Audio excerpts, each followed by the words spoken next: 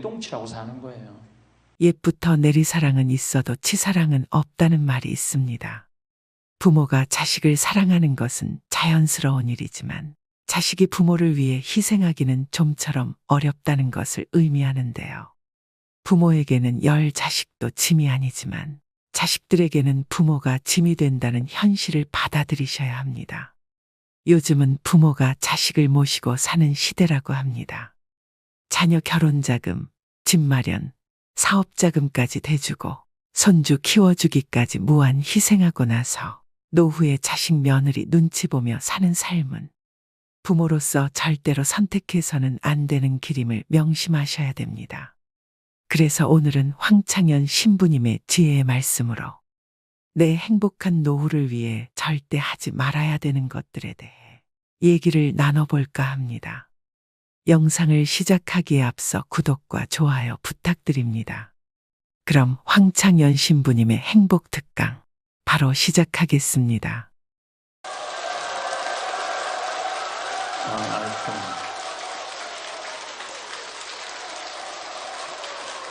네. 찬미수님, 네, 반갑습니다. 오늘 우리 여기 오신 여러분들하고 제가 노년의 생활에 대한 얘기를 좀 하도록 하겠습니다. 우리나라가 자식에 대한 관심은 세계에서 1등인데 노인에 대한 관심은 선진국 중에서는 꼴등인 것 같아요. 정말로. 우리가 3,000년 전에 평균 연령이 얼마였느냐 하면 3,000년 전에 평균 연령이 20세였어요. 20살. 3,000년 전에. 근데 1900년, 지금으로부터 100년 전에 평균 연령이 몇 세였냐면 47세였어요. 그러니까 3,000년 동안 27년 늘어난 거예요. 근데 1900년에서 지금 2008년, 불과 100년 만에 평균 연령이 80세야. 그러니까 100년 만에 몇 세가 늘어났느냐 하면은 33년이 늘어나는 거, 33년이. 그러니까 지금 우리 여기 할머니들, 보통 보면은, 제가 장례 미사에 보면은 대개 92살, 93살 이래요. 우리 여기 주방장 어머니도 얼마 전에 돌아가셨는데 96세 돌아왔어요. 96세. 그러니까 요즘 70쯤 이렇게 돌아가면은 뭐라고 그러냐면, 아유, 빨리 죽었네, 그래요. 70쯤 죽으면. 그렇죠? 70쯤 죽으면 빨리 죽었네, 그래요. 그러니까 여기 대부분의 분들이, 여기 계신 분들 보면은, 정말로 재수 없으면 100살까지 다 살 거예요. 여기 있는 분들은. 100살까지. 예. 까메서 한번 호구조사를 한번 해봐야 되겠다. 나 지금 70 넘었다. 손 들어봐요. 70 넘었다. 70은 나이도 아니네 보니까. 80 넘었다 하면 손 들어. 80. 우리 할머니 80 넘었어요? 몇 살이세요? 81? 이 할머니 여기까지 온 근력 보니까 105살까지 살게 생겼네. 예. 아니 81인데 이렇게 정정한데, 근데 여러분들 천지가 그래요. 천지가. 우리가 2006년에 100살 넘은 사람이 몇 명이냐면 1960명이에요. 그러니까 거의 2,000명 됐어요. 2007년에 몇 명? 4,000명이에요. 4,000명. 더블로 늘어나요. 더블로. 일본은 100살 넘은 사람이 3만 명이 넘어. 3만 명이. 그러니까 옛날에는 연령이 어떻게 돼 있었느냐 하면은 애들이 많았고 어른이 조금이었어요. 그래갖고 뭐 애들은 굉장히 많은데 나를 가면 갈수록 적어갖고 동네에서 60살 넘은 사람은 1명 내지 2명이야. 동네에서. 그러니까 60 환갑 넘었다 그러면, 이렇게 지나가다도 환갑 넘은 할머니가 지나가면 절로 고개를 숙였단 말이에요. 어디 옛날에 할아버지 할머니, 환갑 넘은 할아버지 할머니 지나가는데 담배를 펴요. 피다가 또 얼른 끄지. 근데 지금은 이게 우리나라가 65세 이상이 500만 명이에요. 500만 명. 65세 이상이. 그러니까 도표를 그리면은 이래 60세가 훨씬 많아. 65세가. 미국은 3,300만 명, 65세 넘은 분들이. 또 일본은 2,000만 명. 그러니까 존경을 하려고 해도 누굴 존경해? 이 수없이 많이 돌아다니는데 옛날에 하나 둘이어야지 존경을 해야지. 지금은 천지가 할머니 할아버지들인데 누굴 존경해? 누굴 존경해? 그냥 길에 채이는 게 할머니 할아버지인데 존경할 수가 없는 거예요. 혹시 우리 늙은이들 왜 존경하지 않나 이렇게 섭섭해하는 할머니 할아버지들이 착각하는 거예요. 하나 둘이어야지 존경해지. 신부도 본당 신부가 하나니까 3,000명 교우들이 존경하는 거예요. 본당 신부가 100명이다. 우리 본당에 신부가 100명이다. 존경할 거 안 할 것 같아. 채이는 게 본 신부인데, 근데 신부님 만나기 하늘의 별 따기보다 어려우니까 존경을 하는 거예요. 옛날에 할머니 할아버지들이 존경받았던 이유가 동네에서 거의 없었기 때문에. 중간에 다 죽었어. 근데 요즘 안 죽고 다 같이 가는 거야. 다 같이. 65세 이상이 500만 명이에요. 500만 명. 참고로 북한은 65세 이상이 몇 명이냐? 아니, 북한의 평균 연령이 몇 세냐? 지금 30세예요. 북한은. 우리나라는 80세인데. 그러니까 우리나라 사람들이 북한보다 50년 더 사는 거, 평균 연령이. 그러니까 여러분들 지금 남한에서 사는 거 감사해, 안 감사해요?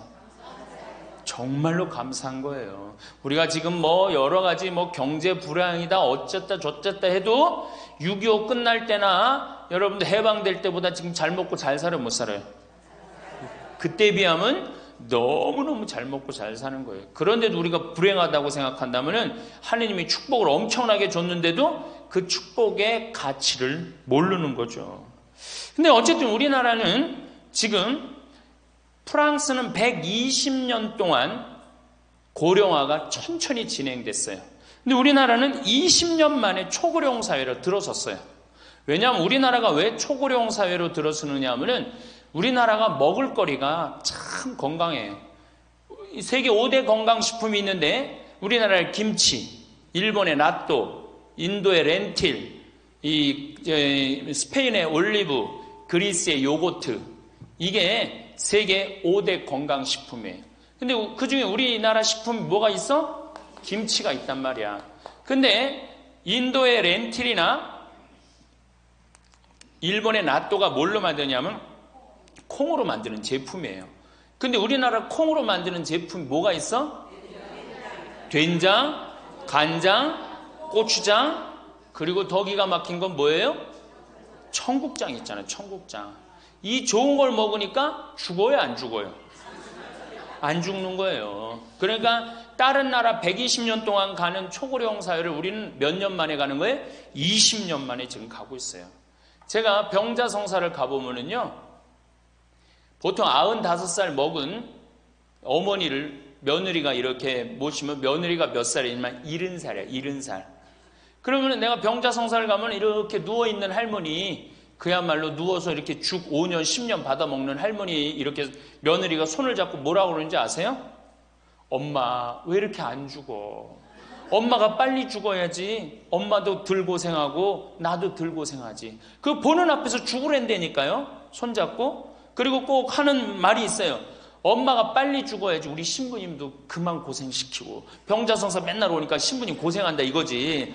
그러니까 살아있는 게 다 고생이라는 거지. 본인도 고생, 며느리도 고생, 병자성사 오는 신부님도 고생. 그러니까 늘 고생한다니까. 엄마 빨리 죽으라고 그러는 거예요. 공자님께서 2500년 전에 뭐라고 그랬냐면은 너희는 부모의 나이를 꼭 기억해두라 그랬어요. 부모가 살 날이 얼마 남지 않았으니까. 그래갖고 내가 그 얘기를 듣고 부모님 나이를 기억하다가요, 요즘은 60 넘어서 기억하기 시작했는데 요즘 포기했어요. 헷갈려. 몇 살인지, 78인지 79인지 왔다 갔다 해요. 아마 내가 이렇게 많은 분들 지금 어머니 나이 몇 살이냐면 헷갈리는 사람들 많더라고요. 83인지 4인지 왔다 갔다 하는 거죠. 쉬다 지쳐서 포기하는 거예요. 제가 능평성당에 그 봉송체를 갔는데 이 할머니를 92살서부터 봉송체를 다녔는데 이 할머니 기억력이 기가 막혀요. 전달 봉송체 온 날 정확하게 기억해요. 날짜 요일까지. 근데 이 할머니가 내가 할머니 몇 살이에요? 그러면은 89이래. 92인데도 89이래. 93때 가갖고 할머니 몇 살에 89이래. 95가지 제가 봉송체를 갔거든요. 그때도 물어보면 89이래. 왜 89이라고 그럴 것 같아요? 그렇게 기억력 좋은 할머니가. 미안한 거예요. 너무 오래 살으니까 누구한테 미안해? 자식들한테 미안한 거예요. 자식들한테. 그러니까 지금 이게 우리 현대의 가장 심각한 문제는 뭐예요? 이게 안 죽는 거야. 안 죽는 거. 그럼 왜 안 죽느냐? 이게 의학이 발달해 갖고요. 죽을 만하면 살려 갖고 오고 죽을 만하면 살려 갖고 오고 그래서 죽고 싶어도 죽지도 못해요, 지금. 1920년에 페니실린이 개발이 됩니다. 세계대전이 끝나고 난 다음에 페니실린이 보편화돼요. 페니실린 나오기 전에는 조금만 상처만 나도 죽었어요. 아물지 않으면. 안에 골마도 다 죽었어요. 근데 페니실린 나오고 난 다음부터 어떻게? 상처 나도 안에 골마도 페니실린 한 방만 넣으면 다 낫는 거예요. 전염병이고 뭐고. 그러니까 이제 안 죽기 시작한 거예요. 또 MIT 공대 아이들이 20세기의 최고의 발명품을 뭘로 아느냐면 칫솔로 봐요. 칫솔. 20세기 최고의 발명품. 그러니까 칫솔 나오기 전에 옛날에 여기 할머니들, 동네 할머니들, 50된 할머니들 이빨이 몇 개나 남아 있었어요. 여기 하나, 그러고 뻥 뚫렸잖아요. 그렇죠? 그래갖고 그냥 옛날에 합죽이 굉장히 많았죠. 이빨이 없으니까. 그리고 왜 옛날에는 이빨이 칫솔도 없었지만 왜 이빨이 이렇게 성하지 않았어요? 애를 7, 8, 10 놓으니 그거 애 놓으면서 힘쓰느냐고 잇몸 다 물러나고 이빨 빠지는 거예요. 근데 요즘 애도 안 놓지. 칫솔로 하지. 그러니까 이빨이 하나 둘이면은 50쯤 되면 이빨이 다 빠져요. 이빨이 하나 둘이면 어떻게 해요? 하나 둘이면 죽밖에 못 먹어요. 50살 넘어서 죽 먹기 시작하면은 아무리 죽 먹고 오래 살아도 10년 이상 못 버팁니다. 그 옛날에 환갑을 못 넘겼던 거예요. 근데 요즘 칫솔이 있어갖고 이빨이 온전한 할머니들 천지예요. 또 요즘은 의술이 발달해갖고 어떻게? 치과에 가갖고 틀니 다 해놓지. 또 이 해놓지. 요즘 또 임플란트까지 하지. 그러니까 이빨이 그냥 80이 돼도 다 튼튼한 거야. 이빨이 튼튼하니까 일주일에 한 번씩 고기를 꼭꼭 씹어 먹는 거예요. 죽 먹던 시대하고 고기 먹는 시대하고는 이건 틀리는 거예요. 매일 단백질을 공급해 주니까 죽어요, 안 죽어요? 안 죽는 거예요. 그래서 지금 어떻게? 굉장히 오래 사시는 거예요. 그리고 요즘 또 어떻게? 옛날에는 운동이 어딨어. 옛날에는 밭에 나가서 일하고 그냥 늘 힘들게 살았잖아요. 그러니까 옛날에는 맨날 나가서 고생하고 이빨 없지. 그러니까 어떻게? 그러니까 빨리 죽는 거예요. 근데 요즘은 건강식품 먹지, 운동하지, 헬스하지, 수영하지. 이게요, 이래서 얼마나 오래 사는지 몰라. 저 뒤에 계신 분들, 지금 40대, 50대 되신 분들 손 들어보세요. 40대, 50대 되신 분들. 여러분들은 120살까지 살아. 120. 정말이에요. 여러분들은 120살까지 삽니다.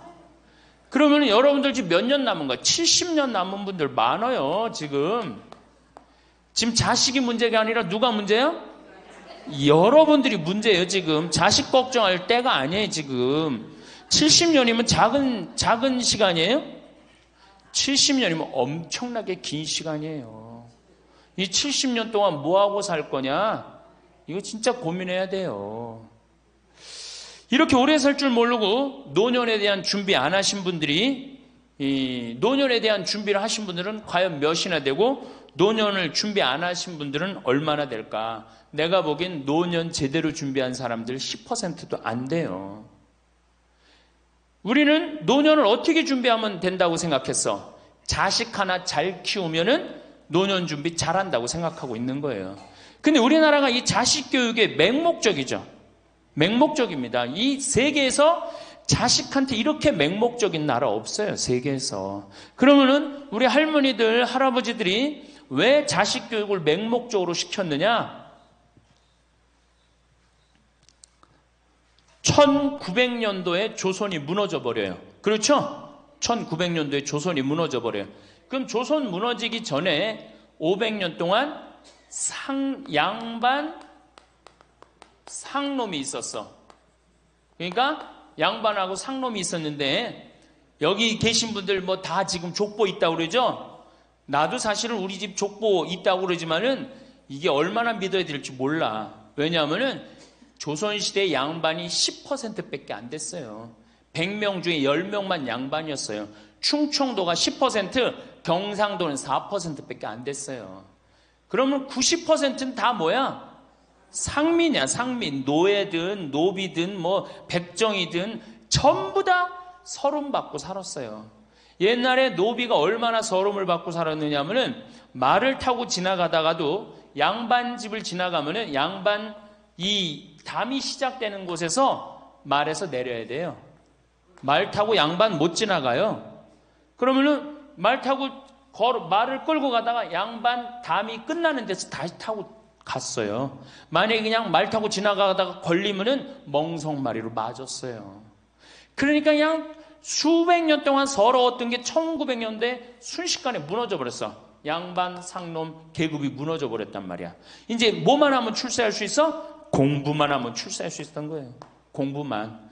그러니까 그냥 공부만 하면 판검사 되면 모든 게 이제 내 원한, 그동안 수백 년 동안 쌓였던 원한 한을 다 풀 수 있다. 그래갖고 이제 나는 못 먹어도 논 팔고 소 팔고 정말 나 먹고 싶은 거 쓰고 싶은 거 못하는 한 있어도 누구는 교육시켜?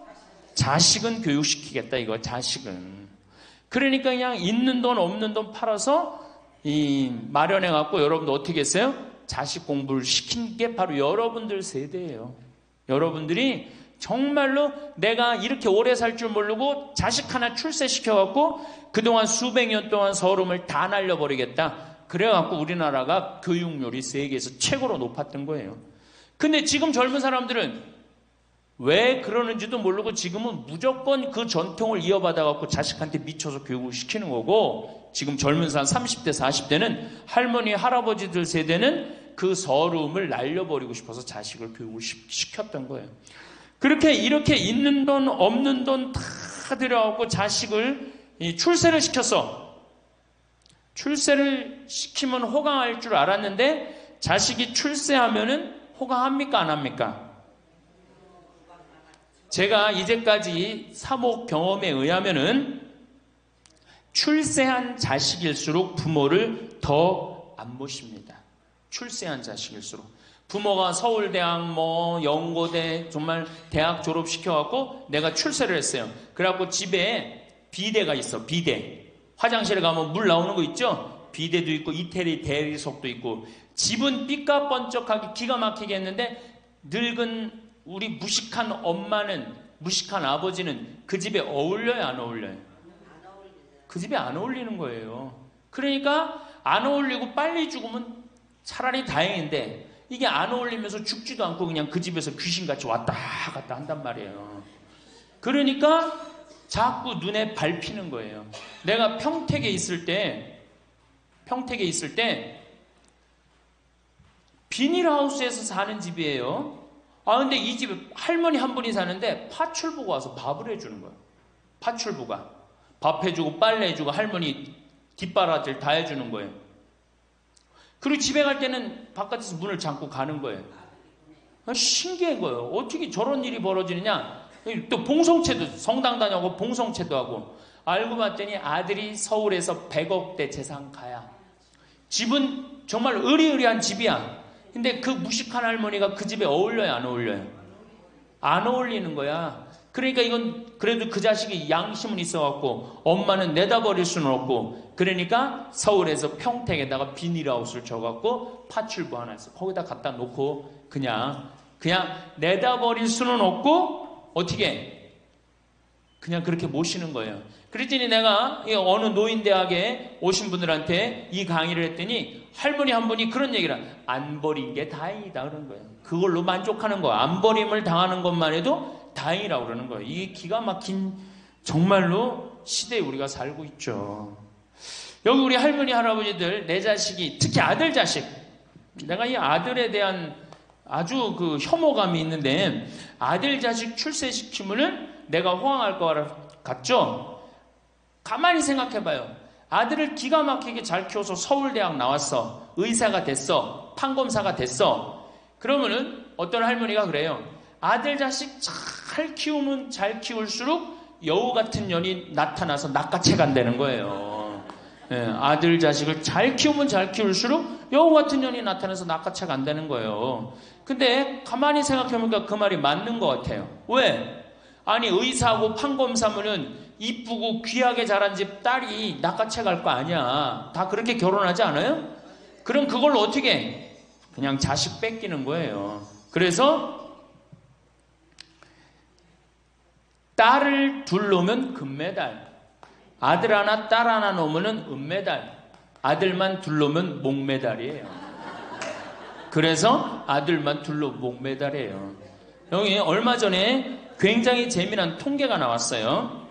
아들은 늙은 부모를 54% 구박한대요. 아들은 늙은 부모를, 며느리가 14% 구박한대요. 딸이 11% 구박한대요. 그러니까 아들 하나 딸 하나 있으면 늙어서 구박을 얼마나 받아? 55% 구박 받는 거야. 그렇죠? 근데 아들만 둘이면 어떻게 되는 거야? 곱하기 2 하면 되는 거예요. 여기다가. 그럼 몇 퍼센트 구박 받아? 108% 구박 받는 거예요. 그러니까 아들 있다고 좋아하는 시대는 끝났다. 아들 있다고 좋아하는 시대는. 그리고 잘 키운 아들일수록 누가 나타나서 낚아채 간다?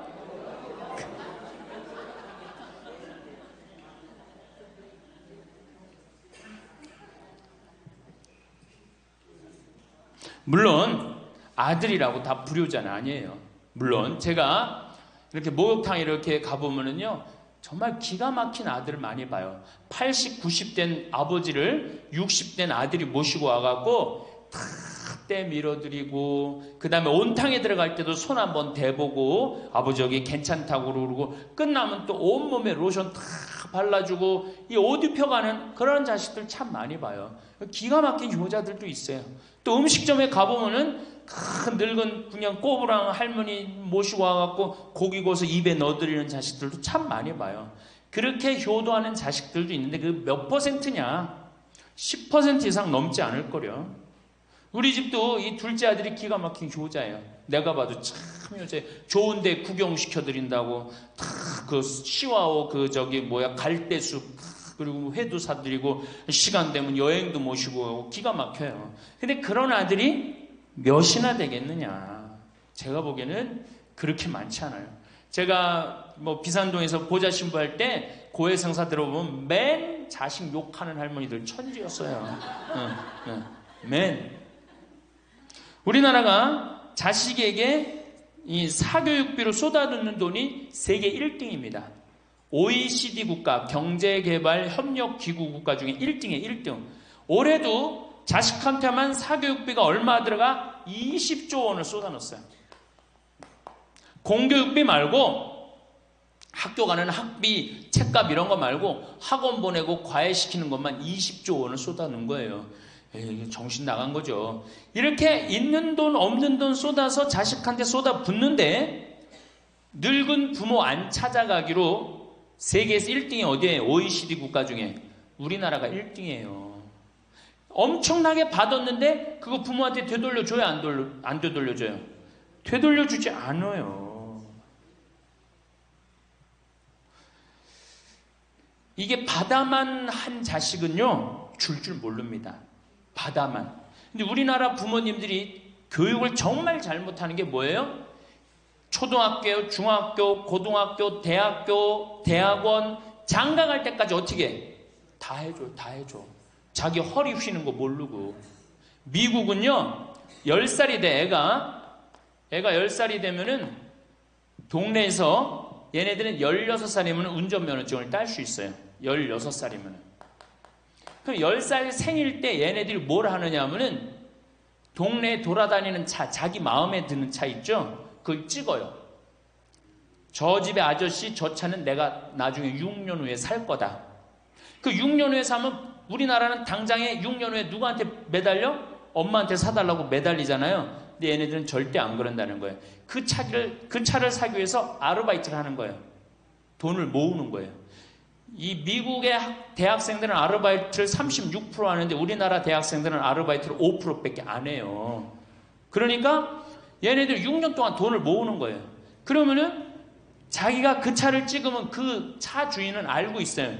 저 아이가 내 차를 살라고 찍어 놓은 거다. 그럼 6년이 지나면 차가 꼬물될 것 같아? 안 꼬물될 것 같아? 꼬물되죠? 그래도 절대 안 판다는 거예요. 왜냐하면 찍어놓은 아이가 있으니까. 그래갖고 6년이 지나면은 걔가 6년 동안 모아둔 돈이 얼마나 되겠어. 그래갖고 16살 때 운전면허증이 따면은 그 집에 온대요. 내가 아저씨 차 살라고 6년 동안 돈을 모았다. 근데 6년 동안 모아갖고 모자라잖아요. 근데 이미 차는 고물이 다 돼 있고, 그러면 그 아저씨가 너 잔디 앞으로 6개월 동안 깎어라. 그러면 내가 이 차를 줄 테니까. 그렇게 해서 자기 차를 구입한다는 거예요. 그러니까 걔네들은 미국의 아이들도 차 하나를 구입해도 어떻게? 아무리 부잣집 아이들 때더라도 다 자기가 아르바이트해서 하는 거예요. 그 16살만 되면 독립한다고 생각을 해요. 차 자기가 구입하죠. 집도 자기가 구입합니다. 결혼해서 살 집도 자기가 돈 벌어서 다 해요. 그리고 여자를 데리고 오지, 우리나라처럼 일단 여자 데리고 오면 부모님이 집 얻어주는, 이 기가 막힌 거죠. 여러분들, 우리나라 60대 되신 부모님이 자식 뒷바라지 책임져주는 비율이 83%예요. 그러니까 대부분의 할머니 할아버지들이 60이 돼도 누구 뒷바라지 해주느냐고 허리가 휘어? 자식들 뒷바라지 안 하고 허리가 쉬는 거예요. 우리 집에 캐나다 원어민 선생님, 수원에 있는 중학교 영어 원어민 선생님이 일주일 동안 우리 집에 와서 농사를 배웠어요. 그런데 이름이 디아나라고 그러는 여선생님인데, 내가 그 친구랑 이렇게 얘기를 하는데 한국에 오니까 너무너무 이상하대요. 뭐가 이상하냐고 그러니까 애들이 학원 다니는 것도 이상하지만은 고등학교, 대학교 결혼할 때까지 부모가 돈 다 대주는 게 이상하다는 거예요. 자기네 캐나다가 우리나라보다 훨씬 잘 살아요. 자기네 나라는 고등학교 졸업하면은 부모님 이제까지 키운 거 고생했다. 그리고 그 다음에 다 자기네들 알아서 독립한대요. 부모님 그동안 하드워크 열심히 일했다 이거예요. 근데 그 늙은 부모님한테 붙어갖고 부모님 괴롭히면 안 된다 이거죠. 근데 우리나라는 그런 생각 해야 안 해요. 마지막까지 다 뺏어 먹는 거지. 그리고 이제 늙으면은 귀찮다고 내다버리고. 제가 평택에 있을 때 정말로 그 신문에도 보도가 꽤 됐던 거예요. 그 안양에서 사글세 집을 하나 얻은 거예요, 사람들이. 그래갖고 미리 짐부터 붙인다고 그랬는데 짐이 하나 왔어. 큰 짐이 왔는데 짐을 짐이 왔는데 뭐 사람도 없고 그러는데 그 짐 안에서 이상한 소리가 나갖고 열어보니까 할머니를 그 안에다 넣고 붙인 거예요. 할머니를. 그래갖고 아니 도대체 어떻게 된 거냐? 자식이 누구냐? 이름을 밝히질 않는 거예요. 자기 아들이 공무원이거든. 그러니까 밝히지 않는 거. 자, 그거 자식 생각한다고. 그거는 여러분들 자식 교육이 아니에요. 그런 자식 살아서 뭐 할 건데. 그런 자식 키워서 뭐 할 건데. 그러니까 우리나라는 이게 자식한테 너무 맹목적인 사랑을 하면서 그게 교육인 줄 알고 있는 거예요. 자기가 인생을 살아가면서 힘든 것도 배우고 즐거운 것도 배우고 보람도 느껴야 되는데 너는 뭐만 잘하면 돼? 공부만 잘하면 돼. 공부만 잘하면 돼. 그러니까 자기만 알고 자란 놈이죠. 그러니까 이기적으로 자란 놈이 이타적으로 살 것 같아요? 절대 못 삽니다. 우리 어렸을 때는 어머니가 부침개를 했어. 그럼 어떻게 해요? 이 집에도 갖다 줘라, 저 집에도 갖다 줘라. 그러면서 동네 돌아다니면서 이 갖다 주는 재미, 그러면서 나누는 것도 배우잖아요. 요즘 애들이 그런 애들이 어디 있어요? 아파트 문 닫으면 끝인데. 그렇게 자라는 애들이 남을 생각할 것 같아요?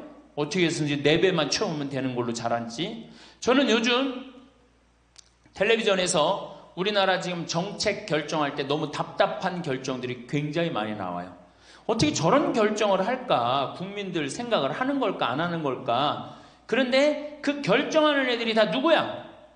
초등학교 때 공부 잘하고 중학교, 중고등학교 공부 1, 2등 하고 서울대학 가고 행정고시, 외무고시 이런 거 다 합격한 애들이 결정한 거예요. 자기만 알고 자란 애가 결정하는 거예요.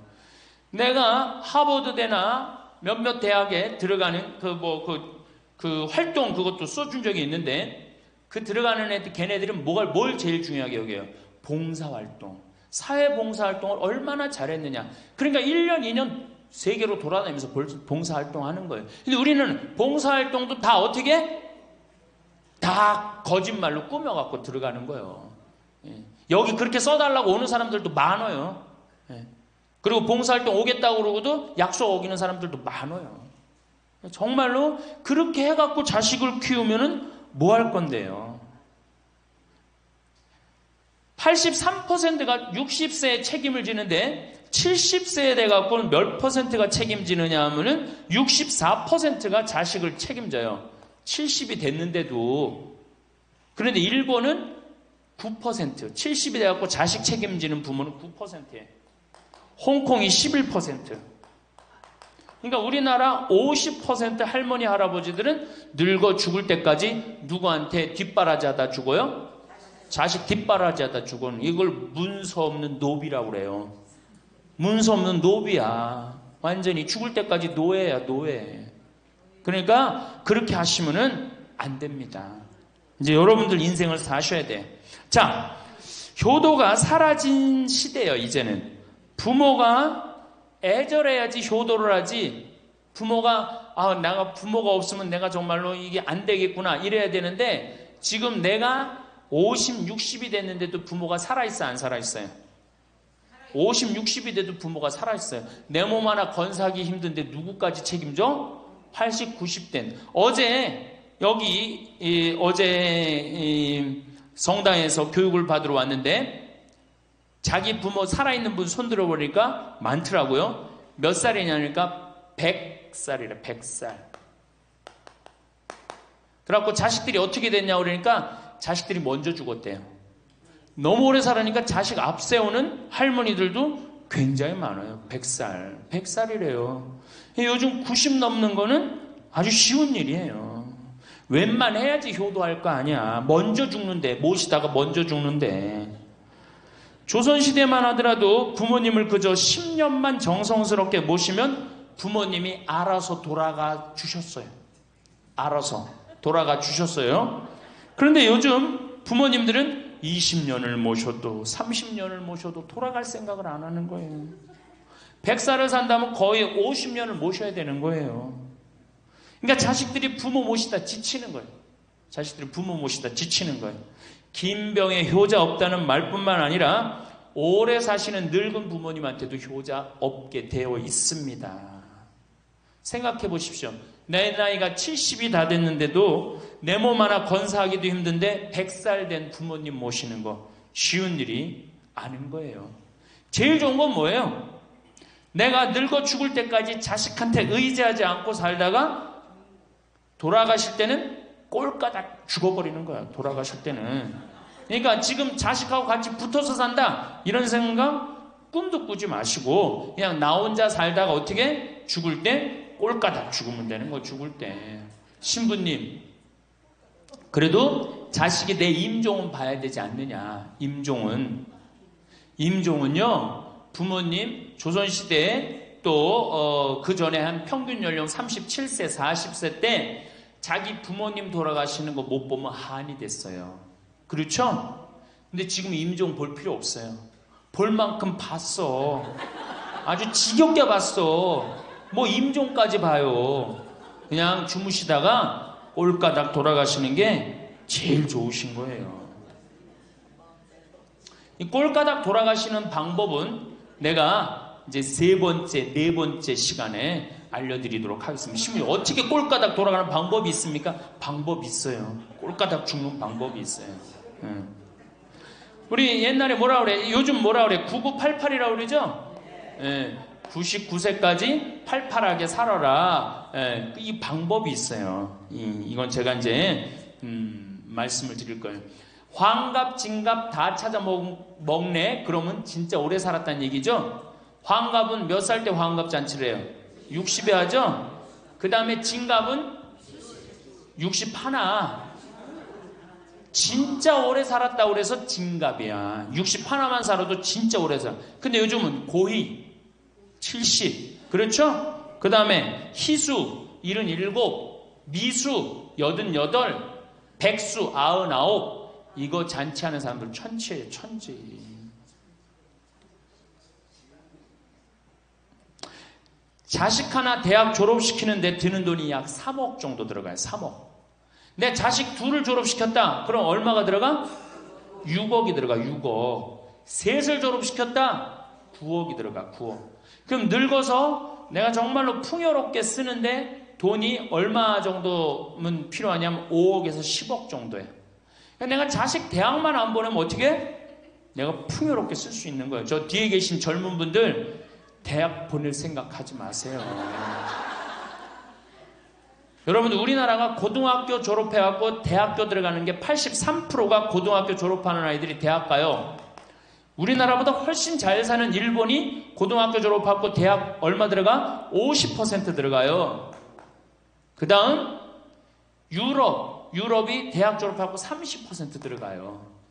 우리나라는 고등학교 졸업하면 아무나 진짜 공부하기 싫은 놈이나 꼴통이나 문제 일으키는 놈 아니면 다 대학 가는 거야. 다 대학 가요. 일본은 할 만한 놈만 가는 거예요. 일본은.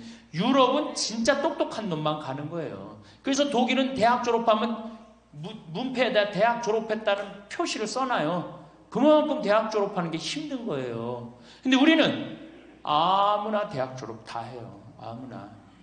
그 좋은 대학 가면 몰라. 머리는 완전히 그냥 정말로 돌머리인데 그냥 무슨 지방 제3대학, 4대학 나왔고 취직을 해요? 올해 여러분들 100명 졸업한 중에 취직 몇 명 했어? 3.8명에서 3.8명. 96명이 취직을 안 하고 놀고 있어요. 대학원 졸업했겠다. 손에 기름 묻히긴 싫겠다. 엄마 아버지 등 뜯어먹고 살고 있는 거예요. 아까 얘기했잖아. 83%가 60이 돼도 자식 책임진다고. 대학 졸업하고 취직을 해야지 자기 구실을 할 거 아니야. 차라리 대학 졸업하고 취직도 못할 양이라면 어떻게 하는 게 좋아요? 안 보내고 그 돈 모아갖고 애 가게 차려주는 게 훨씬 낫지. 아니면 그 돈 모아갖고 나 노후 대책 드는 게 훨씬 낫지. 우리나라의 대학을 때려 부시지 않으면 경쟁력이 없어요. 때려 부셔야 돼요. 유럽보다 대학이 10배가 많아요. 10배가. 유럽보다 대학이. 근데 그 대학이 경쟁력이 있느냐? 55개 국가 중에 경쟁력이 53개 3등이에요. 우리나라 대학이. 그러니까 다 미쳐있는 거야. 내가 보기에는 다 미쳐있는 거야. 그냥 제발 좀 정신 좀 차리세요. 저 뒤에 계신 분들. 앞으로 몇 년 남아있어요? 70년 남아있어요. 있는 돈 없는 돈 자식한테 쏟아낼 게 아니에요. 우리 할머니 할아버지들 자식 걱정해서 자식들한테 잔소리한들 자식들이 귀담아 듣습니까? 챙겨나면 귀담아 들어야 안 들어요? 뭐 한다고 그래? 노망 떤다 그러지. 우리 엄마 아는 것도 없고 무식한데 웬 챙겨를 이렇게 하느냐고 엄마나 잘하라고 그러고 구박하죠. 그러니까 지금 우리 할머니 할아버지들도 자식 걱정할 때가 아니야. 이제는 누구 걱정해? 내 남은 여생을 어떻게 의미 있고 행복하게 지낼 것이냐? 그거 하나. 나 자식한테 부담 안 주고 내 속 썩이는 거, 나 하나 속 안 썩이고 나 혼자 행복하게 사는 게 진짜 그 좋은 거예요. 제가 외국 여행 다녀보니까 선진국에서 돈 쓰는 사람들은 다 할머니 할아버지들이에요. 백화점에서 양장 사 입고 양복 사 입는 분들 다 누구야? 할머니 할아버지들이에요. 내가 뭐 프랑스 파리 쌍젤리제 거리, 그 다음에 이탈리아 나보나 광장 이런 데 다 다녀보잖아요. 밤에 누구만 돌아다녀요? 할머니 할아버지들만 돌아다녀요. 거기서 다 팔짱 끼고 나와서 와인 마시고 맥주 한 잔 마시고 그리고 들어가세요. 우리나라 명동 밤거리에 누구만 돌아다녀요? 젊은 애들만 돌아다니죠? 할머니는 그 시간에 뭐해? 뒷방에 쥐처럼 웅크리고 있는 거예요. 정말로. 그래갖고 명동에 나가면 할머니들, 할아버지도 구경할 수 없는데 탑골 공원에 가보면 할머니들이 거기서 뭐하고? 비둘기하고 놀고 있잖아. 놀아주는 사람도 없으니까. 비둘기하고 놀아주고 있는 거예요. 제발 그러지 마시고 가지고 있는 거 쓰고 돌아가세요. 쓰고. 그리고 제발 다니세요. 그리고 우리 할머니들 지금 오늘 1박 2일 이렇게 나와주는 거 이거 며느리한테 굉장히 좋은 거예요. 나 며느리랑 산다 한번 손 들어봐. 며느리랑 사는. 며느리랑 사는 분은 가능한 한 집에서 자꾸 나가주는 게 좋은 거예요. 하루라도 집을 비워주는 게 며느리가 좀 생각해봐. 30년 40년 시어머니하고 같이 산다고 생각을 해봐요. 아침부터 저녁까지 그냥 얼굴 마주보고 산다고 생각해봐. 얼마나 힘들어. 귀 있을 때마다 뭐 해주는 게 좋아? 나가주는 게 좋은 거예요. 그러니까 가능한 한 나가 돌아다니고, 예? 아침에 해 뜨면 집에 나와갖고 해 지면 집에 이제 들어가는 거, 그게 좋은 거예요. 그래갖고 청승맞게 탑골공원 그런 데 가면 안 되고, 이런 데 그냥 노인대학, 우리 천주교가 진짜 잘하는 게 뭔지 아세요? 노인대학이에요. 노인대학. 이거 정말로 천주교 진짜 잘하는 것 중에 하나예요. 우리나라 경제가 왜 안 돌아가는 줄 아세요? 할머니 할아버지들이 돈을 안 써서 경제가 안 돌아가는 거예요. 할머니 할아버지들이 돈을 안 써서 경제가 안 돌아가는 거 생각을 해봐. 옛날에는 할머니 할아버지들이 조금밖에 없었잖아요. 쓰면 얼마나 써, 이 할머니 할아버지들이. 애들이 돈 썼잖아요. 근데 지금은 어때? 이렇단 말이야. 이 500만 명이 돈을 안 쓴단 말이야. 돈을 왜 안 써? 돈을 왜 안 쓰냐면은 내가 가지고 있는 집 이거 누구한테 물려주려고 안 쓰는 거야? 자식한테 물려주려고 안 쓰는 거야. 이거 은행에다 맡기고 이거 쓰면은 우리나라 경제 돌아갈 것 같아? 안 돌아갈 것 같아요? 팍팍 돌아갑니다. 팍팍. 할머니들이 여행도 많이 다니고 옷도 많이 사고 맛있는 것도 많이 사고 사 먹고 그러면 경제 팍팍 돌아가. 아 근데 이 500만 명이 돈을 깔고 뒷방에 딱 그냥 눌러 앉아서 안 쓰네. 그러니까 경제가 안 돌아가는 거예요.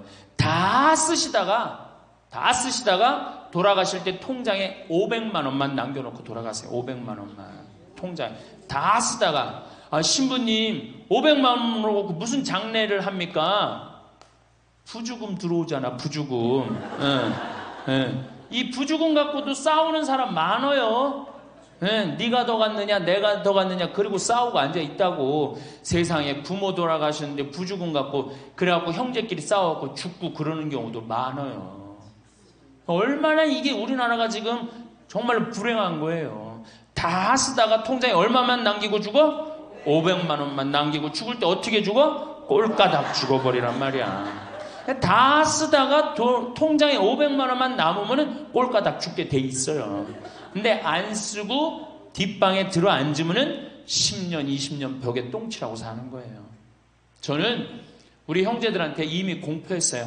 어머니가 돌아가시든지 아버지가 돌아가시든지 부주금 들어오면 형제들이 한 푼도 손 못 댄다.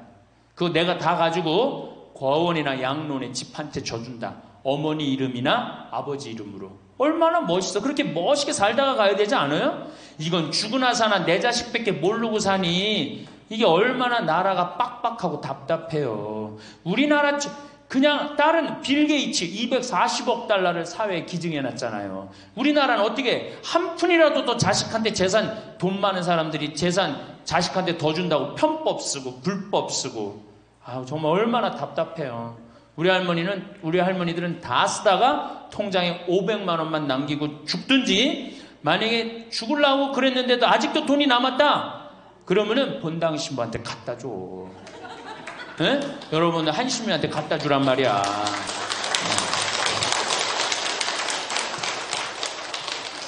박수 치는 거 보니까 갖다 줄 의사가 있나 본데? 에? 제발 자식한테 주는 게 절대 훌륭하게 사는 게 아니에요. 자식들은 지가 알아서 살고 나는 마지막에 이제 하느님한테 빌려 썼으니 하느님의 영광을 위해서 가난하고 어려운 이웃을 위해서 희사하고 가는 거예요. 그렇게 살아야지 우리나라가 복지국가가 되고 선진국가가 되는 거예요. 부자 부모가 돌아가면은 국가 재산의 반은, 본인의 재산의 반은 국가가 갖고 와 써보지도 못하고, 나머지 반은 네가 더 갔느냐 내가 더 갔느냐 형제끼리 싸워갖고 원수가 돼갖고 서로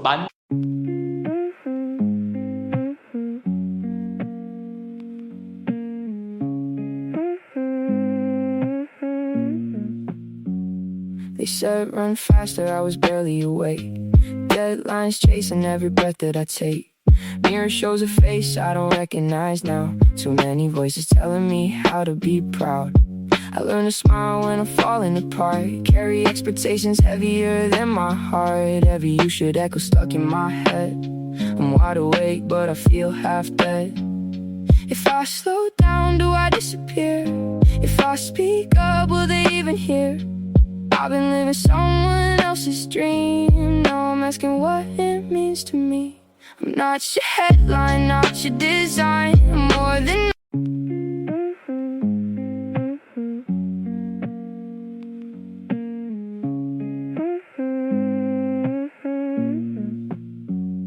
They said run faster, I was barely awake.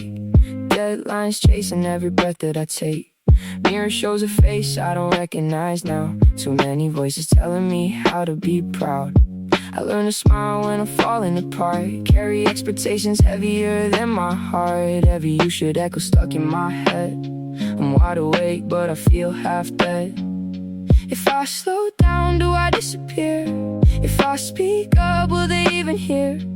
I've been living someone else's dream. Now I'm asking what it means to me. I'm not your headline, not your design. I'm more than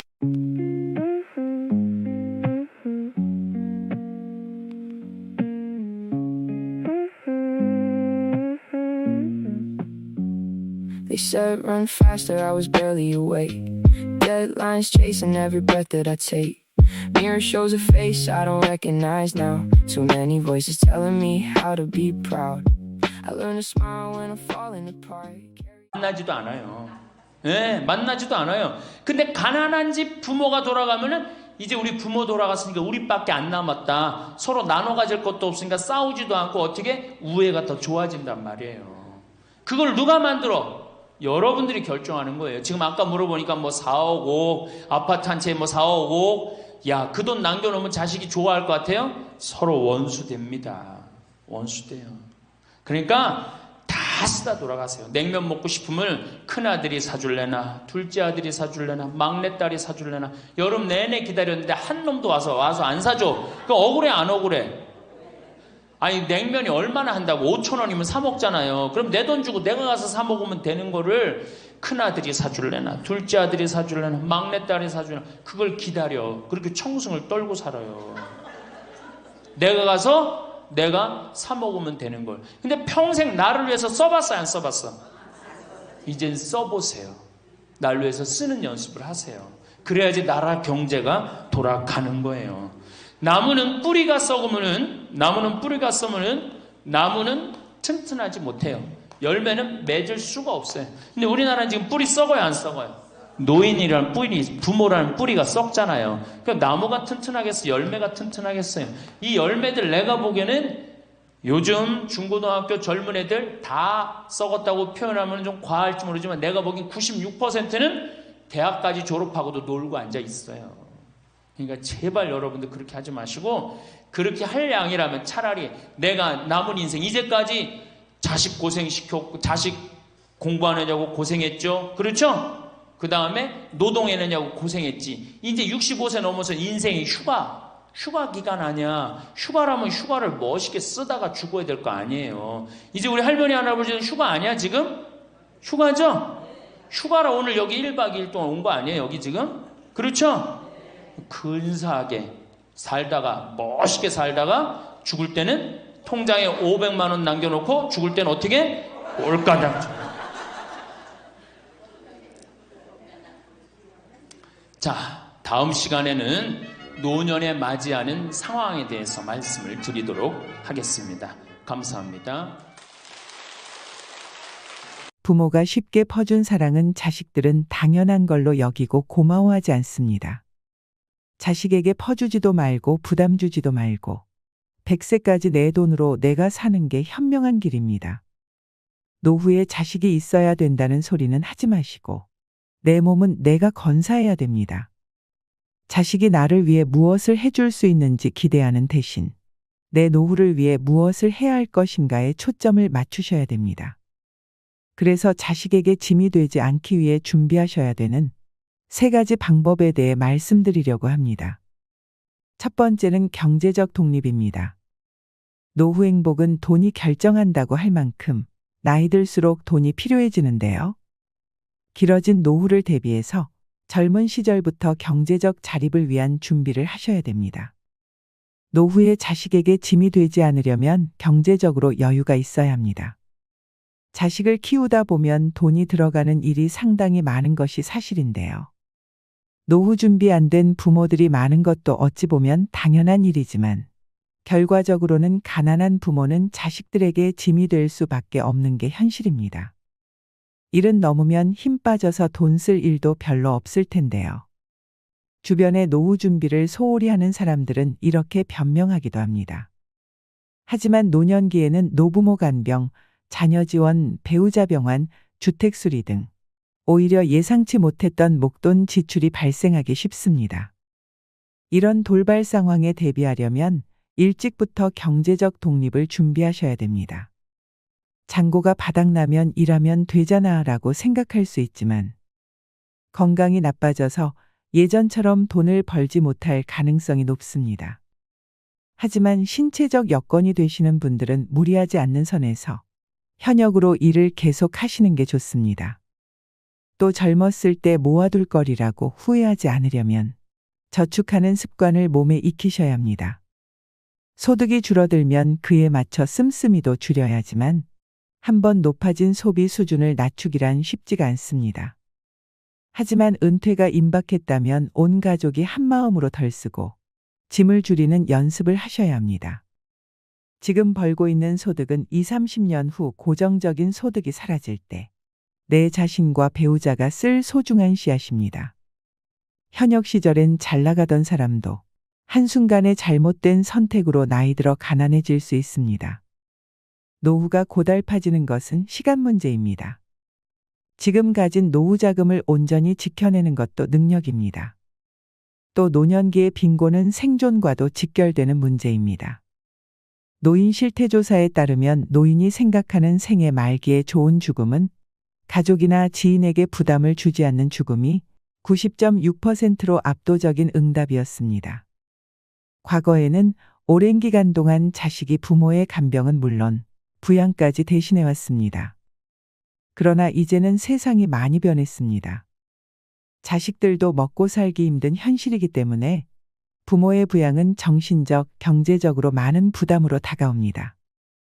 노후에 이런 비참한 일이 현실로 일어나지 않기 위해서는 하루라도 더 일찍 자발적으로 노후 준비를 하셔야 합니다. 마지막으로 황혼의 나이에 무조건적인 자녀 지원은 독이 될 수 있습니다. 경제적으로 자립하지 못했다고 해서 계속 퍼주면 내 노후가 먼저 무너지게 됩니다. 자식에게 한 푼도 안 주면 맞아 죽지만 다 주면 굶어 죽고 밥만 주면 무서워 죽는다는 말은 우스갯소리지만 그 속에 뼈가 있음을 명심하셔야 됩니다. 이처럼 나이가 들수록 다른 사람이나 가족에게 의존하지 말고 독립적으로 독하게 살아가야 합니다. 그래야만 노후에도 경제적으로 자립하여 건강하고 행복한 노후 생활을 할 수 있습니다. 두 번째는 정신적 독립입니다. 나이가 들수록 정신적으로 독립하는 것이 중요합니다. 여러분은 나이가 들어가면서 제일 두려운 게 무엇인가요? 주변에 많은 분들이 치매에 걸릴까봐 걱정이라고 하시는데요. 몸이 아픈 병보다 무서운 게 치매라는 말이 있을 정도로 치매는 자신은 물론 그 주변까지 힘들게 하는 병이다 보니 중년 이후부턴 치매에 관심이 커질 수밖에 없습니다. 가장 발병률이 높은 노년기에 사회적으로 고립되는 것이나 우울증은 치매의 원인 중 하나라고 하는데요. 그만큼 노후의 정신 건강을 위해서는 외로움과 우울감을 극복하시는 게 가장 중요합니다. 그렇다면 치매 예방법에는 어떤 것들이 있을까요? 안타깝게도 아직 치매에 대한 치유약은 개발되지 않았습니다. 지금까지 개발된 치매 치료제는 병의 악화를 지연시키는 효능만 있을 뿐입니다. 따라서 치매를 예방하기 위해 가장 중요한 것은 생활 습관을 바꾸고 식습관을 건강하게 유지하셔야 되는데요. 쉽게 할 수 있는 생활 습관으로는 음식을 꼭꼭 씹어 드시는 것입니다. 음식을 씹는 동작만으로 내려가는 혈류량을 증가시켜 뇌를 활성화합니다. 껌을 자주 씹는 것도 도움이 되겠지요. 그리고 일기를 쓰는 습관을 길러보세요. 치매 환자는 한 가지 특징이 있습니다. 치매 초기에는 단기 기억을 회상하는 데 어려움을 겪습니다. 그 이유는 단기 기억을 담당하는 뇌기관인 해마가 손상되었기 때문인데요. 이를 예방하려면 매일 일기를 쓰는 버릇을 기르는 게 좋습니다. 일기를 쓰면서 해마를 자극하고 퇴화되는 것을 방지하고 심지어 그 기능을 향상시킵니다. 뇌는 지속적인 자극을 원합니다. 그 중에서도 가장 좋은 자극은 새로운 자극인데요. 내가 평소 하고 싶은 일들을 실천하면서 생활에 활력을 주셔야 됩니다. 또 무엇보다 사회적 고립과 우울증을 예방하기 위해 지속적으로 사회활동을 하고 마음 맞는 사람들과 꾸준히 만나면서 소통하는 것이 중요합니다. 집에 혼자 있는 것은 치매로 가는 지름길이라는 것을 명심하셔야 됩니다. 가족이나 친구와의 만남, 취미 동아리 모임 등에 참여해 활발하게 활동하는 것이야말로 치매를 막는 가장 좋은 방법입니다. 일반적으로 우울증은 치매를 촉진할 수 있기 때문에 우울증 초기 증상을 보이신다면 가능한 한 빨리 치료하시는 게 중요합니다. 또한 음식은 통곡물, 녹황색 야채와 견과류를 통한 적절한 단백질 섭취를 하셔야 됩니다. 특히 올리브유는 뇌세포의 구성물질로 알려져 있는 리놀렌산이 풍부하게 함유되어 있습니다. 그로 인해서 기억력을 증진시켜 치매를 예방한다고 합니다. 해산물 중에서도 특히나 등푸른 생선을 자주 드시는 것도 권장드리는데요. 등푸른 생선에 함유되어 있는 오메가3는 두뇌에 영양을 공급해 주는 것은 물론이고 혈액순환을 좋게 만들어줘서 치매 예방 음식으로 으뜸이라고 합니다. 종합적으로 노후의 정신적인 건강을 위해서는 긍정적인 마음으로 스트레스를 해소하고 혼자 있지 마시고 여러 사람들과 자주 어울리면서 즐겁게 사셔야 합니다. 부정적인 생각은 버리시고 지나간 과거를 후회하지 마세요. 하루하루를 즐겁게 보내는 생활을 하시기 바랍니다. 마지막 세 번째는 신체적 독립입니다. 나이 들어서 요양원에 가지 않고 자식에게 의존하지 않으려면 육체적으로 독립할 수 있어야 됩니다. 근데 여러분들 영혼을 위해서, 영혼이 외롭지 않기 위해서, 영혼을 위해서 뭘 해야 될 것 같아요? 많이 해줘야 돼요. 그래서 피정도 좀 다니고. 그렇죠? 오늘 이렇게 강의 오니까 많이 배우잖아요. 그러면은 영혼아, 너 많이 지쳤으니까 오늘 저 서원동에서 피정한다니까 가자. 그래갖고 좀 좋은 강의도 좀 듣고. 자기 육신을 위해서도 그렇게 수많은 걸 쳐 바르는데, 아니 자기 영혼에, 자기 자신한테 그렇게, 우리는 자기 자신한테 너무 함부로 대한다는 얘기죠. 그래서 여러분들 고생 많이 했잖아요. 30년, 40년, 50년 동안 애 많이 쓰고 살지 않으셨어요? 그러면은 자기한테 잘해줘야죠. 저는 저한테 잘해줘요. 저는 저한테 정말로 잘해줘요. 왜? 내가 지금 1년에 이제 365일 중에 330일을 강의를 다니잖아요. 얼마나 피곤해요. 그래서 나는 뭐 맛있는 거 있으면은 정말로 나는 회를 참 좋아하거든요. 베네딕토 회 먹고 싶냐? 가자, 내가 사줄게. 그럼 난 내가 가서 내가 사준다니까요. 누가 사줘, 나를. 마누라가 있어, 자식이 있어. 난 내가 사줘요, 정말로. 그리고 저는 내가 사주는데 혼자 먹기 뻘쭘하잖아요. 그러니까 난 본당 신부 때도 회장단들 다 불러요. 그리고 다 내가 내요, 돈. 다 내가 내요. 강사료 많으니까. 뭐해? 돈 가지고 친구 사귀는 거예요. 다 내가 내요. 우리 동창 신부들 중에서도 어디 모임에 가면 내는 신부가 있어요. 그 신부들 외롭지 않아요. 안 내는 놈들이 외로운 거야. 안 내는 놈들이. 우리 제일 그 뿌리무스 신부가 아주 사람이 좋아요. 근데 그 형님은 어디 가면 자기가 다 내요. 맛있는 것도 다 사고. 그분은 외롭지 않아요. 나는 내가 내요. 교우들한테 난 안 얻어먹어요. 다 내가 내요. 그래도 난 이제까지 손해본 적 한 번도 없어요. 왜? 이게 언제 돌아오느냐면 내 영명 죽일 때 다 돌아와. 내 영명 죽일 때 다 돌아와.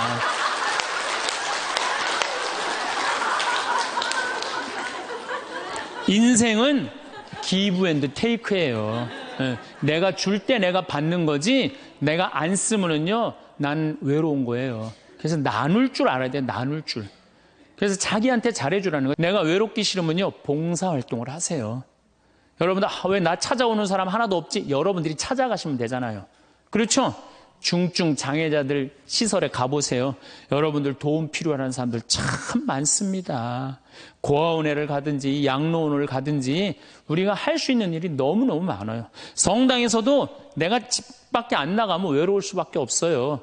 단체에 가입을 하세요. 레지오 가입하면 얼마나 좋아요. 가갖고 거긴 봉사활동도 일주일에 1시간, 2시간 나가게 돼 있잖아요. 의무적으로. 그거 얼마나 좋아요. 근데 이 레지오 갔는데 너무 마음에 안 들어. 그 단원들이. 그럼 옮기세요. 다른 레지오로. 거기서 괜히 머리 터지게 싸우지 말고. 다른 레지오로 옮겨요. 그 레지오도 갔는데 거기도 마음에 안 들어. 그러면 성가대로 옮겨버려요. 성가대로. 성가대 갔는데 거기도 사람들이 날 안 받아들이고 내가 왕따 당하는 것 같아. 그럼 연령회로 옮기세요. 연령회로. 연령회를 갔는데 거기도 마음에 안 들어. 그러면은 정신병원에 한번 가보세요. 정신병원에. 그거는 아주 심각한 문제가 있는 거니까. 오늘도 황창현 신부님의 말씀을 통해 행복한 노후를 위한 해안을 얻어가시길 바랍니다. 황창현 신부님의 행복 특강 바로 시작하겠습니다. 누구나 다 외로워요. 여기 계신 분들 중에 안 외로우신 분은 한 분도 없어요. 근데 자기가 지금 외로운 사실을 깨닫지 못하면 그게 병이 되는 거예요. 그 외로움을 치유를 해야 되거든요. 근데 우리가 외로움은 결국은 어디서 오느냐? 결국은 식구, 가족이 해체됐기 때문에, 가정이 해체됐기 때문에 외로움이 있는 거예요. 아니 그냥 엄마, 아빠, 자식, 아들, 딸들이 서로 사랑한다면은 외로울 게 뭐 있어요. 그래서 이제는 정말로 사랑 충만한 엄마, 아버지, 하느님 아버지가 예수님을 사랑하고 예수님은 하느님 아버지를 사랑해서 인류 구원을 이루었듯이 우리들도 정말로 아버지가 잃었던 자리를 찾아와야 돼요. 자식들도 정말로 부모를 사랑하고. 그렇다면 이제는 오늘 이 시간은 그러면 외로움을 극복할 수 있는 구체적인 방법에 대해서 말씀을 드리도록 하겠습니다. 첫 번째, 우리가 사람한테 기대했다가 배신당하는 경우 많습니다. 그렇죠? 그리고 우리가 외로울 때 누구 앞에 나서야 되느냐? 역시 하느님 앞에 가야 돼요. 예수님, 아까 잠깐 노래하는데 나 너희를 떠나지도 않으리라, 나 너희를 버리지도 않으리라. 그 노래 하셨죠? 네, 정말로 예수님은 나를 떠나지도 않고 버리지도 않아요. 제가 중학교 2학년 때, 중학교 1학년 때 조금씩 뼈가 아프더라고요. 그냥 무릎도 아프고, 이 팔도 아프고 뼈가 아프더라고요. 나는 뼈가 아픈 이유가 내가 너무 돌아다녀서 난 아픈 줄 알았어요. 우리 어머니 말씀에 의하면은 태어나서 걸어 다니기 시작하면서부터 돌아다녔대요, 제가. 정말로 제가 많이 돌아다닌 거예요. 정말로 제가 생각해도 우리 어머니가 해가 떨어지기 전까지 내가 집에 들어온 적이 없다는 거예요. 그렇게 돌아다녀서 너무 돌아다녀서 뼈가 아픈 것 보다 그렇게 생각을 했었어요. 근데 중학교 2학년 때 6월 2일 날이에요. 까먹지도 않아요. 아침에 일어나려고 했는데 몸이 안 일어나지더라고요. 딱 보니까 팔도 안 움직여지고 다리도 안 움직여진 거예요. 병원에 가봤더니 루마티스 관절염이라는 거예요. 그래갖고 내가 움직이질 못했어요. 6개월 동안 밥도 이 손이 오므라져 이제 밥을 먹죠. 걸어 다니지도 못하고. 그래서 학교를 2년을 못 다녔어요. 2년. 총 고등학교 1학년까지 3년을 못 다녔어요. 학교 못 다닐 때 제일 부러운 게 누구냐? 가방 들고 학교 가는 애들이 제일 부러워요. 그럼 아침에 걔네들은 학교 가고 어쨌든 공부를 하든 하루 종일 놀다 오잖아, 학교 가서. 근데 나는 아무데도 내 말을 들어주는 사람도 없고 말할 때도 없고 너무 고독한 거죠. 그 외로움이 뭔지를 저는 너무 어렸을 때 알은 거죠. 그래서 해 뜨는 게 싫었어요. 왜냐면 친구가 있어야지. 난 또 수다 떨기 무지하게 좋아했는데 이 수다 떨 놈이 있어야지. 학교 가고 친구가 없는데. 그래서 저는 아침에 해가 뜨면은 어디로 출근을 했느냐면 성당으로 출근을 했어요. 남들은 다 학교 갔지만은 나는 성당이 가까우니까 성당 가서 앉아 있는 거예요. 성당 앉아 있으면 이제 십자가에 계신 예수님한테 말을 걸기 시작하는 거죠. 거기 왜 매달려 있느냐. 그 어린 나이에.